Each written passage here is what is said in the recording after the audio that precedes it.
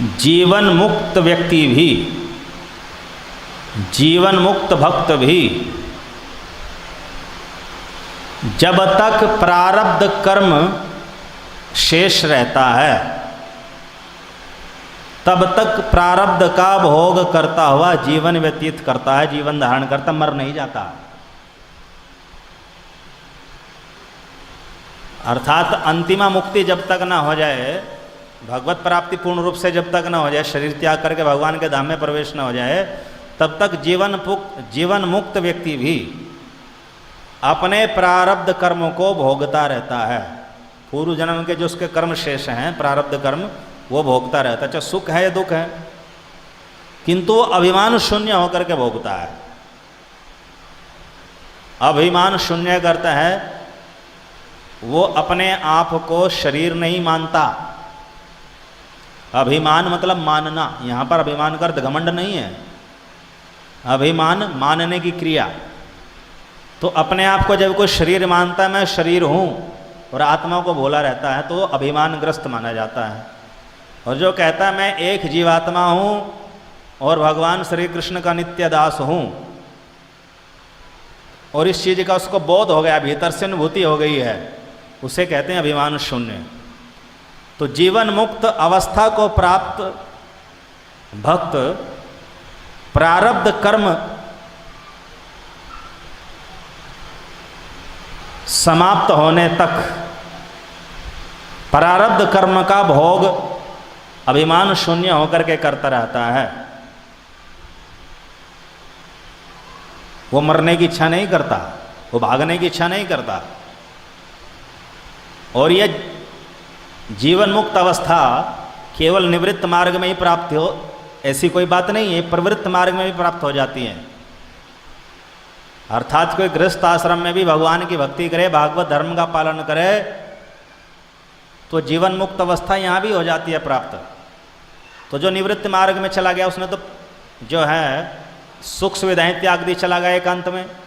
किंतु जो प्रवृत्त मार्ग में जीवन मुक्त हैं, वो तो अपना प्रारब्ध कर्म यहीं रह करके तो भोगेगा। तो जब तक उसका प्रारब्ध कर्म का भोग ना हो जाए, तब तक जीवन मुक्त अवस्था को प्राप्त भक्त भी अपने प्रारब्ध कर्म को भोगता रहता है। किंतु वो निष्प्रिय होकर के भोगता है, अभिमान शून्य होकर के, आसक्ति रहित होकर के, निर्लिप्त होकर के प्रारब्ध कर्म का भोग करता रहता है। अब यहाँ से एक बहुत बड़ा सिद्धांत निकल के आया है भागवत से। क्या सिद्धांत निकल के आया है? कि प्रारब्ध कर्म का भोग भोगना ही पड़ता है। 3 प्रकार के कर्म होते हैं: संचित, क्रियमाण, प्रारब्ध। क्रियमाण कर्म किसे कहते हैं? जो इस जीवन में कर लिए हैं, कर रहे हैं, या इस जीवन में करेंगे। वो सब कर्म चाहे शुभ है या अशुभ, पाप है या पुण्य है, वो सब कहलाएंगे क्रियमाण कर्म। तो ये क्रियमाण कर्म भगवान की भक्ति से नष्ट हो जाते हैं, कट जाते हैं। दूसरा होता है संचित कर्म। पूर्व जन्मों में बहुत से पाप पुण्य किए हैं, उन पाप पुण्यों में से एक अंश मात्रा में जो कर्म हैं वो तो प्रारब्ध बन जाता है, शेष सबके सब जो है संचित कहलाते हैं। पिछले जन्म में बहुत सारे क्रियमाण कर्म किए, पाप पुण्य आदि, तो सबके सब हमारे अंतःकरण में, सूक्ष्म शरीर में संचित हो जाते हैं, सेव हो जाते हैं। जैसे मेमोरी कार्ड में, चिप में बहुत सारी ऑडियो वीडियो पिक्चर्स सेव हो जाते हैं छोटा सा, वैसे ही हमारे सूक्ष्म शरीर में पिछले करोड़ों करोड़ों जन्मों के संचित कर्म सेवड हैं। तो उन संचित कर्मों में से मुश्किल से 0.01% संचित कर्म प्रारब्ध बनते हैं। क्या बनते हैं? प्रारब्ध, अर्थात उनका फल आता है सुख या दुख के रूप में। तो वो प्रारब्ध जो हैं वो एक नया शरीर धारण करके भोगने होते हैं। जैसे हमारे जीवन हैं तो ये प्रारब्ध के फल स्वरूप हैं। तो 99.99% संचित कर्म तो भीतर ही सेव रहते हैं। 0.01% संचित कर्म बन गया प्रारब्ध, और उसी प्रारब्ध का मूर्तिमान स्वरूप है ये शरीर। और इस शरीर में जो भी सुख दुख हैं वो प्रारब्ध के कारण हैं। किसके कारण है? प्रारब्ध के कारण। अर्थात फलीभूत संचित कर्म को ही प्रारब्ध कहते हैं। फलीभूत जो फल को प्राप्त हो गए, फलीभूत संचित कर्म को ही प्रारब्ध कहते हैं। इसी प्रारब्ध को कोई सौभाग्य कह देता है। पुण्य कर्म का जो फल है उसको सौभाग्य कहा जाता है, पाप कर्म का जो फल है उसे दुर्भाग्य कहा जाता है। दुर्भाग्य जो है कष्टकारक होता है, सौभाग्य सुखकारक होता है। तो इस जीवन में जो सुख और दुख हैं वो हमारे प्रारब्ध कर्म का फल है। विशेष रूप से जन्म होना, ऊंचे कुल में जन्म हुआ या नीचे कुल में जन्म हुआ, सुंदर शरीर मिला या कुरूप शरीर मिला, ये प्रारब्ध के अधीन है। और इस शरीर में आयु प्राप्त होना, वो कितना समय रहेगा, वो आयु प्राप्त होना ये प्रारब्ध के अधीन है। और ख्याति मिलेगी या कुख्याति मिलेगी, ये भी प्रारब्ध के अधीन है। यश अपयश आदि ये प्रारब्ध के अधीन है। और जो समृद्धि की प्राप्ति है, धन की प्राप्ति है, ये भी प्रारब्ध के अधीन है।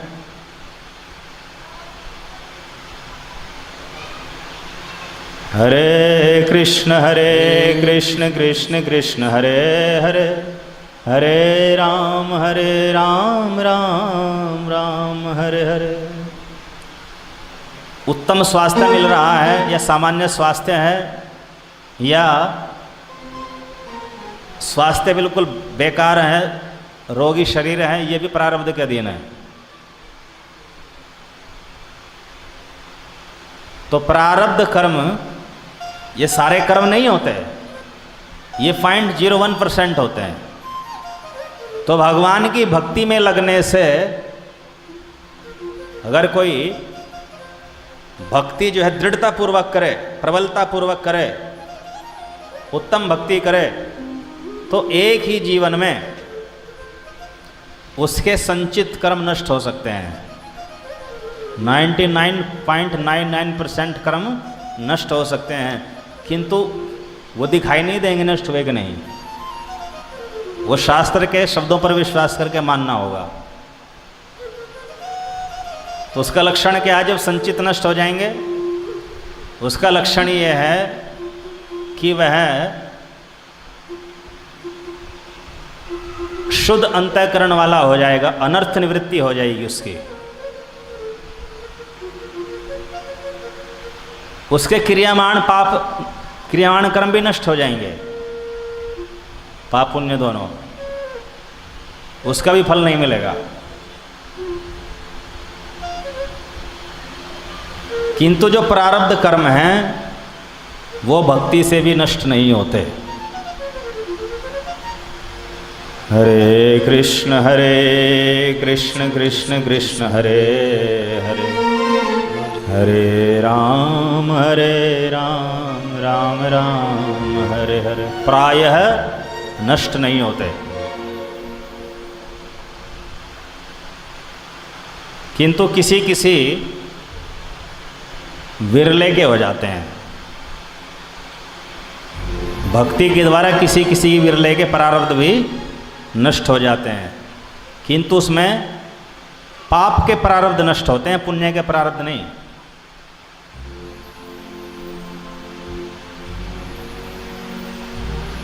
पाप का प्रारब्ध कष्ट लेकर के आता है,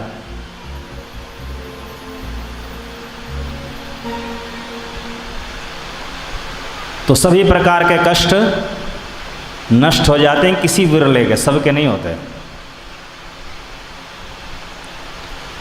भक्ति जो है पुण्य का प्रारब्ध नाश नहीं करती, क्योंकि जो आयु प्राप्त हुई है, आयु पुण्य का प्रारब्ध है। अगर पुण्य का प्रारब्ध नष्ट हो गया तो तत्काल उस व्यक्ति की, उस भक्त की मृत्यु आ जाएगी। इसलिए भगवान पुण्य का प्रारब्ध नष्ट नहीं करते। किंतु अगर किसी की आयु कम है तो भक्ति के द्वारा उसकी आयु बढ़ सकती है। ऐसा भागवत में एक जगह नहीं 50 जगह आया है। भागवत के चौथे स्कंद में जब श्री सुखदेव जी ने फल श्रुति बताई,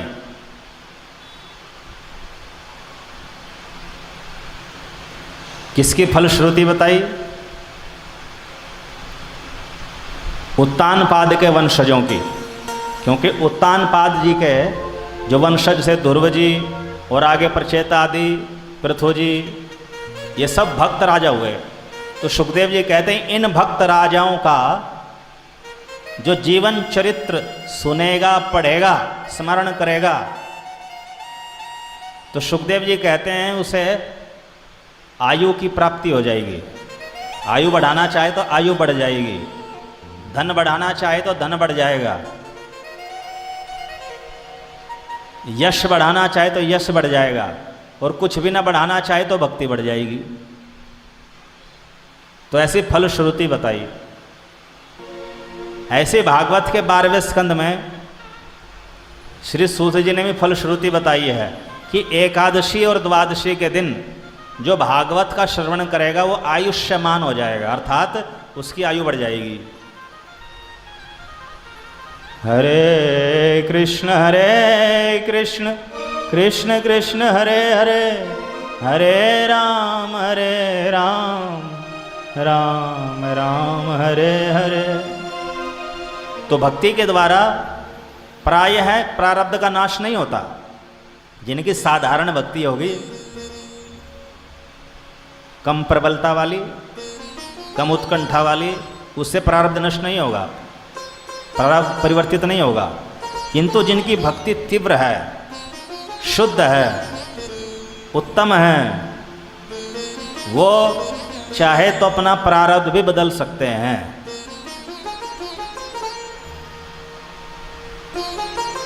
किंतु सिद्धांत यही है कि प्रारब्ध कर्म जो है मुक्त पुरुष को भी भोगना पड़ता है। भक्ति के द्वारा क्या आएगी? मुक्त अवस्था आएगी। तो मुक्त अवस्था आ गई तो मुक्त अवस्था के बाद भी प्रारब्ध कर्म शेष रहता। कौन सा प्रारब्ध? पुण्य का प्रारब्ध शेष रहता, आयु के रूप में, सुख के रूप में। तो उस जीव को भोगना पड़ता है। मुक्त पुरुष को भी सुख सुविधाएं मिलेगी अगर उसके प्रारब्ध में है, और उन सुख सुविधाओं को अभिमान शून्य होकर के भोगेगा, निर्लिप्त भाव से भोगेगा, वो उनमें आसक्त नहीं होगा। ये अंतर होगा। तो प्रारब्ध का भोग मुक्त पुरुष को भी करना होता है।